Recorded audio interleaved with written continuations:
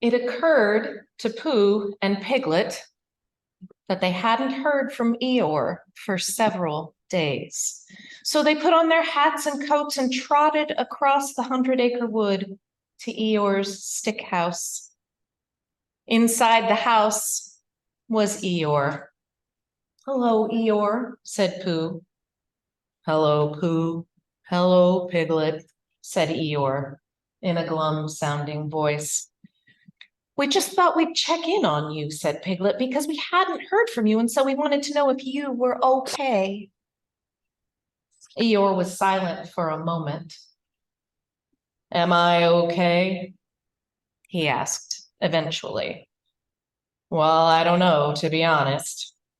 Are any of us really okay?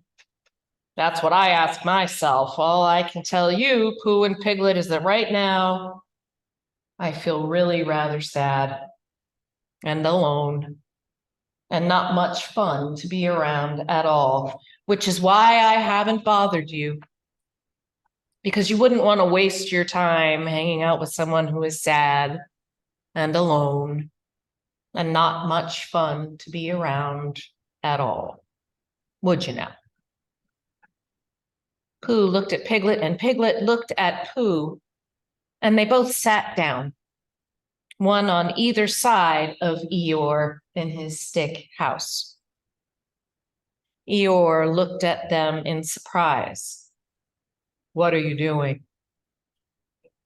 "We're sitting here with you," said Pooh, "because we are your friends. And true friends don't care if someone is feeling sad or alone or not much fun to be around at all. True friends are there for you anyway. And so here we are." "Oh," said Eeyore. "Oh." And the three of them sat there in silence. And while Pooh and Piglet said nothing at all, somehow, almost imperceptibly, Eeyore started to feel a very tiny bit better. Because Pooh and Piglet were there. No more. No less. I have a friend from seminary. It's the kind of friend you make when you're in a tight spot together. You probably share more than you would with other folks outside of the struggle. You get closer faster. And it's a good thing it was fast, because by March of that first of 3 years of seminary, my education had moved entirely online. Because of the pandemic, we turned to texting and messaging pretty quickly as our chief form of communication. And texting and messaging are actually great. I love them. But it was the day that we decided to FaceTime, the call with the video. After a full year of only texting and messaging between assignments and internship duties, that we saw each other's faces again. And we began to laugh hard for a long time. I said, "We are so stupid for waiting for so long." And she nodded in agreement while still laughing. Laughing at the joy of being more together than we had been. Laughing at the comfort of experiencing one another more fully than we had been. Laughing at the promise of being there for one another and providing facial cues for all of those verbal messages. We were so lonely, even though most of the time we were in service to many people. We were lonely for that connection that a deep friend can bring. I know we were not alone in that loneliness. The pandemic made even the most introverty introverts dream of a family gathering or a book club meeting. It was a deeply lonely time for most everyone to some degree or another. And it's easy to forget that the loneliness did not arrive with COVID lockdowns. In fact, research suggests that loneliness has been on the rise for decades, and that activities that we associate with friend-making, social infrastructure, and civic engagement had long been on the decline before the COVID virus came onto the scene. Political scientist Robert Putnam documented the loss of social and societal engagement in his massive and much assigned tome, Bowling Alone, published in 2000, just in time for me to have to read the whole thing in grad school. While critics argue that Putnam's nostalgic view of the power of bowling leagues is superficial at best, it does highlight a turn of many towards individual over group pursuits. Private versus shared screens, digital versus in-person meetings, and communication. Our fatigue, our stress, and the increasing ability of technology to fill gaps for us makes staying home, staying in, opting out, and tuning or zooming in too great a temptation for tired people to pass up. We are less and less often being there, all the way there. And the word on the streets is that it is hurting us. Research over the last 20 years or so has told us that some of our big societal problems are highly correlated with social isolation. Addiction, crime and violence in teens, suicide, and violent political extremism. My favorite political philosopher, yes, I have one, Hannah Arendt, saw loneliness and social isolation as the key to the rise of totalitarianism in Nazi Germany. Without the ability to connect, Arendt tells us, people lose their ability to understand and judge information. They lack feedback and input that helps them make sense of the world. They become vulnerable to misinformation and easy to manipulate in their disorientation. The Surgeon General, Vivek Murthy, released a report earlier this year that tells us that our loneliness is contributing to higher numbers of early death and deadly chronic illness. We are so lonely, it is making us sick, and it is raising the stakes in our democratic way of life to a fever pitch.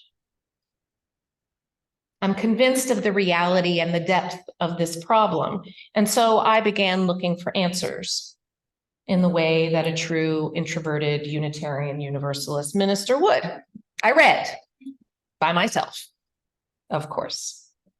And there are a remarkable number of suggestions out there about what to do about our lonely and isolating society. In her work, Braving the Wilderness, modern Saint Brene Brown gives a variety of recommendations in the face of our lonely, isolated us versus them society. Brown suggests that our best societal defense is to increase our sense of belonging by implementing 4 practices. 1, people are hard to hate close up. Move in. 2, speak truth to BS. Be civil. 3, hold hands with strangers.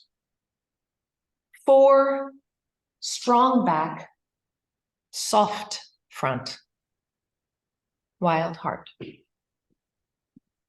Brown is advocating for a space in which people of differing opinions can exist authentically. And I think this is all great. I mean, I really do. But it sounds kind of bootstrappy to me. It feels like telling a drowning man all he has to do is swim with vigor, like he means it. I'm not denying individual responsibility in solving loneliness as a social problem. It's obvious that individuals will have to do things. But I think it's more than that. And telling Eeyore he just has to try harder, I think we all know how that goes. The Surgeon General's report comes at the problem in the way that someone who works in the system should. He suggests systemic and institutional change in response to our loneliness and the staggering negative outcomes that it's causing. His recommendations are organized according to what he calls the 6 pillars to advance social connection. These are solid and admittedly wonky proposals to change the way we understand and do connection in business and education on the large scale. They really are interesting, and it's on the internet. You can find it by yourself and read it. But Dr. Murthy also makes recommendations for stakeholders, which are all of us, by the way.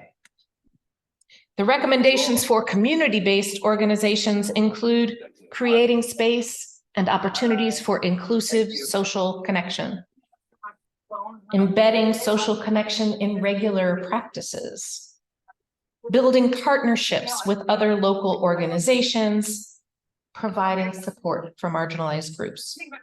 In other words, make it easier for folks who might be lonely to find you, to know you, and to connect with you. This sounds smart, compassionate, and like good advice for a church community committed to love as a way of being in the world. It's solid policy, good practice, and pragmatic in a way that soothes my anxious soul. But I'm thinking about Eeyore. Because Eeyore is lonely and sad now, not in 6 to 18 months, when the earliest program begins to roll out in beta testing phase. And it seems like A.A. Milne, the author of the Winnie the Pooh stories, knows that policy, that structure and increased services may be great, but they're not the answer for Eeyore now, today. Honestly, I feel like Eeyore is doing pretty good on Brene Brown's list of suggestions. He's being authentic. He's speaking his truth, and almost always does in other stories. He accepts metaphorical hand-holding when it's offered, but this is not enough. It's not enough that there is somewhere he can go that will accept him. And it wouldn't be enough if there were a new program starting soon. Eeyore has very real needs. The only suggestion I would give him would be that he could have let his friends know he needed help. Adrienne Marie Brown, author of the poem from our reading and the book Emergent Strategy, which I continue to return to without meaning to, urges that we make a break with our overt and covert celebration of life as a solo agent. That we acknowledge our place in the natural world by looking to the natural world's interdependent reality. Brown urges us to practice that interdependence in myriad ways. And while she also relies heavily on the thoughts and actions of the individual in that pursuit, her recommendations depart from Brene Brown's in their acknowledgement that asking for and receiving what we need, from the mundane to the complicated, is an inherent part of interdependence. Adrienne Marie Brown sees these acts as a way of weaving ourselves into community, having needs met, being loved and cared for, and having the opportunity to meet others' authentic needs is a demonstration of love and an iterative practice of love. Our connections deepen with every interaction, whether we are asking or receiving or providing. This seems like a reasonable suggestion in the 100-acre wood. But maybe the metaphor doesn't translate all that well into our culture, where asking for help comes with stigma, with guilt, with a sense that we have failed in the American project, rather than that the American dream is unattainable as a solo agent, if it is attainable at all. In our current reality, it's hard to be an early adopter of interdependence. Our politics, our economy, our media environment, and our educational system push us to competition, to individual striving, to the invisible hand of the market to meet even our most personal needs. To want something more is an act of rebellion, even if it is a quiet and lonely one.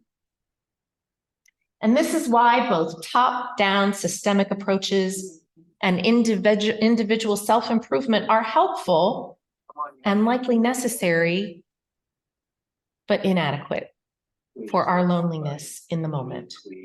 We and Eeyore need something in the middle that can both advocate for top-down and reach out to individuals to help in the interim, to gently model new ways of being.